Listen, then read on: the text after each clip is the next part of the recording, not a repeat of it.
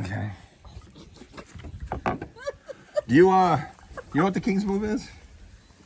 Yes, I know about that King's Move. What do you think about the King's Move? Well, since I hang out with you, I don't personally like to see it. Okay. I don't like to watch it. For some reason, it bothers me. But it just either do it or don't. Pick one or the other. And if you're going to do it, then make it so, I don't know.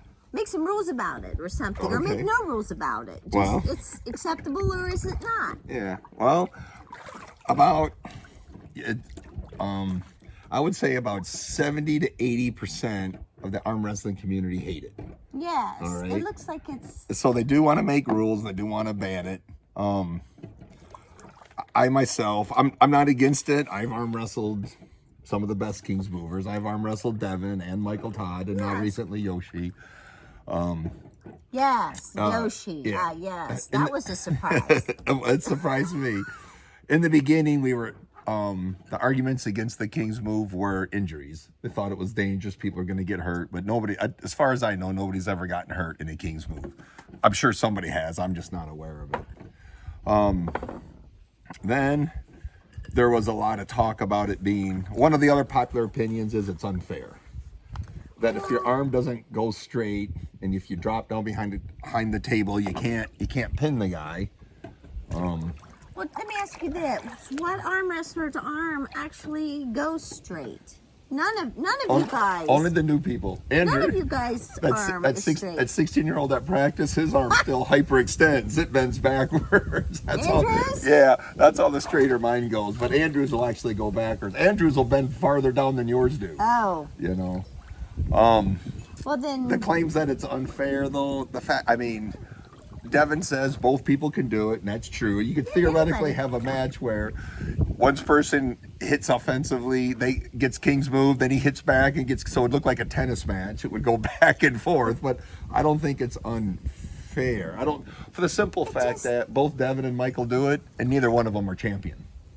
Right? Right. You could make an argument that they're ranked higher than they would be without the King's Move, but that's a hypothetical, and life's perplexing enough. We don't need to deal with the hypotheticals, but I don't think it's unfair if both people can do it. So what is there any rules about the King's Move? There is. They make some places flat out ban it. East versus West bans certain aspects of it, when you can do it, when you can't, when you're doing it, what position your shoulder can be in. So it's becoming very regulated. So it's complicated. Mm-hmm. So we need to make it simple. That's where I'm against the rules on because when you start making arm wrestling more and more complicated, you're going to make it harder to access for the new people coming in, and the sport's growing. Now, one argument that you led to, which is probably the biggest one, is it's boring. It is. When somebody gets hung up in a King's Move and they don't do nothing, they just sit there and the match stalls. And you just keep looking at each other. Yeah, Captain Dave hates it for that reason, and it is boring. Captain Dave. But whom we love. Which kind of leads to my suggestion, because the UFC used to be boring as hell too, when the Gracie family was so influential, and all the fights went to the mat, and the jiu-jitsu people. You just have these guys. Now, it's high-level fighting, but it was boring. And when boxers jump into the clinch, that's boring. So the refs stand them up. The refs separate them and stand them up. Exactly. If you get into a King's Move match, all you got to... My solution to the King's Move, don't regulate it. Make the rules simple. If the match stops and arm wrestlers aren't advancing, stand them back up. If it happens two or three times, whatever the refs decide, whatever the rules decide, call the match a draw. Arm wrestling does not allow for draws. They run these matches until somebody wins. Mazarenko, when they first started super matches, there would be draws. And there's no reason to not have a draw. The only, victories and stuff are used in determining rankings, but the rankings aren't the only thing deciding when you get matches. So, get a King's Move, But the refs, you know, they do a king's move, get somebody, you know, the refs can say advance. If they don't advance in 2 or 3 seconds, stand them back up. I was going to say, how long do they get to just stay like that? 2 or 3 seconds? We can decide it, 2 or 3 seconds, and stand them up. That's about, the clinches are broken up immediately. The UFC has a time where the refs warn them, allow for a draw. And this is the thing, there has to be changes to arm wrestling as we're bringing it to the mass media. As we're going to make it mainstream, arm wrestling is going to have to change so that we can market it to bigger people. So it's got to be more exciting. Allow for draws. And then the promoters, if you're not an exciting arm wrestler, like if you kings move all the time and your matches are boring, the promoters do not have to give you matches. They could just stop giving you matches, right? We give people matches if they're exciting. We right? like exciting matches. Well, we give celebrities, we have celebrities arm wrestling. We have people arm wrestling that aren't necessarily the best arm wrestlers, but they draw people. You know, the rest of arm wrestling should be like that. So just Yoshi's was very exciting, and it was me and Yoshi each earned our place there. What I'm saying is people are getting a chance to arm wrestle at East First West that haven't earned it. Correct. Because it's supposed to be exciting and draw an audience. Well, I just wanted to make that comment. Yeah, the converse should be true. That it was very exciting. And that was a King's Move match. And it was a King's Move match. Because we were both advancing. We were fouling. I was fouling. Yeah. We were advancing and stuff. So I can see the point. Boring is a perspective and an opinion, not a fact. Calling something unfair, calling something dangerous is provably false. You can't prove something is or isn't boring. That's an eye of the beholder thing. So don't restrict the King's Move. Let them do it.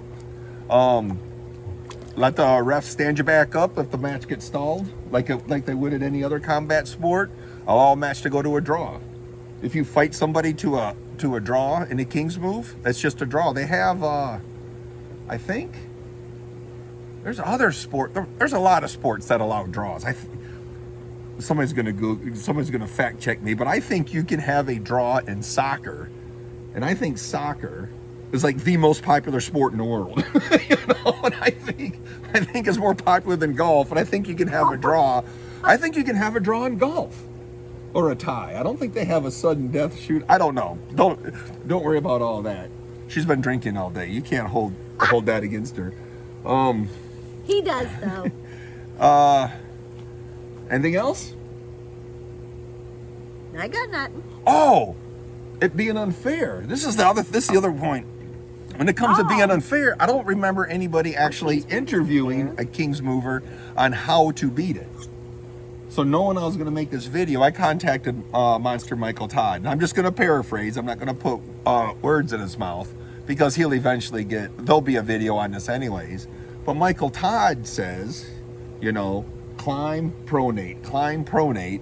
And eventually, what he says is if somebody's King's moving you, fighting you, and you keep climbing and pronating, eventually you should be able to take those fingers and push those fingers into the pin pad.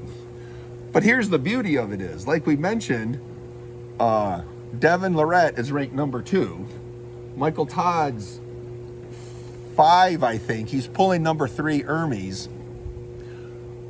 Michael Todd and Devon Lorette are on a converging path. You're going to see the two most popular King's Movers in the super heavyweight division eventually meet.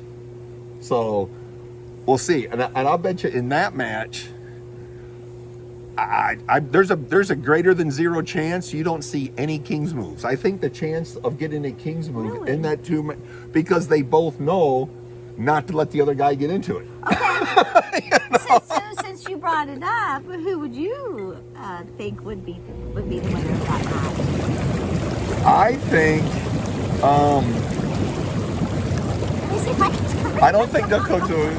I don't think it gets automatic. I think Michael Todd will try to hit a press. I think Devon's inside game is better. An inside move is how you beat a press.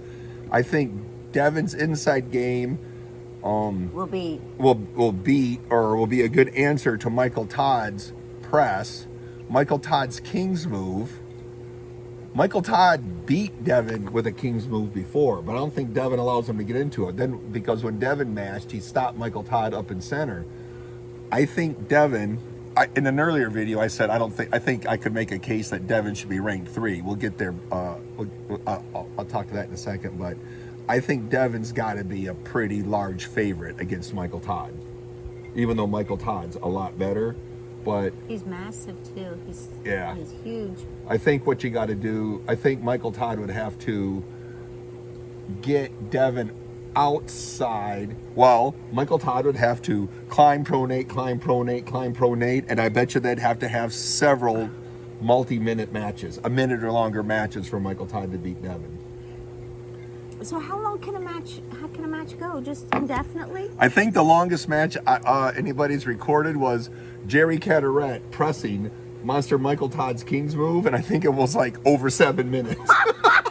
Are you serious? And they had several long matches. Straps came loose because God. the refs don't tighten the straps. Straps came loose. It was, and it was for the championship. It was for a WAL championship. Yeah, it was. Jerry Caderet. I heard just talking about it. No, I think Michael Todd won. Michael Todd won. Michael did. Yeah. Ooh, I think I'm gonna have to Google that one. Actually, we have to because YouTube don't hold. Yeah, I'm sure Michael won that, but now I didn't know I was going to be quizzed. I don't pay a lot of attention to the matches that don't involve me. Well, you do. Kind of, sort of. At the time, that match was years ago. Anything else in the King's move besides legalize it, let the refs stand them up? Yeah, I like that idea. Allow for draws. I like that. And then the promoters do not have to include boring arm wrestlers in their events. Exactly. I mean, I tell you what, Donald Trump would say it's making arm wrestling great again. Make it great again. That's right. I love it. Bye, kids. Bye, kids.